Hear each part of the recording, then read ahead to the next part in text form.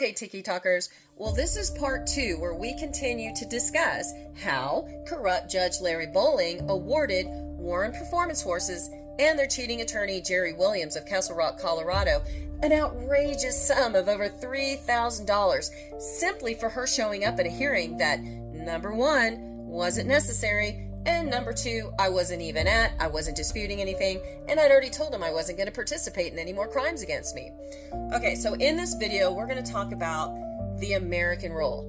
And this is not legal advice. This is just something that I've learned in this mess that I'm dealing with, in this horrific nightmare. So the American rule for attorney's fees in the United States dictates that each party in a legal case is generally responsible for paying their own attorney's fees, regardless of whether they win or lose.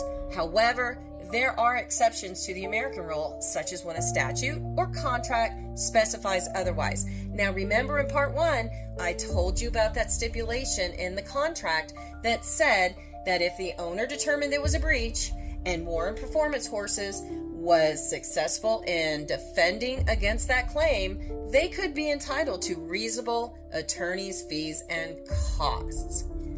Now, there are a couple other exceptions, one being bad faith or frivolous litigation, which I didn't do, wouldn't do, have never done. And then the other is sanctions, and that's sanctions for bad behavior. You know, you're disrespecting the judge, you might be cursing in the courtroom, whatever it might be. I didn't do that either.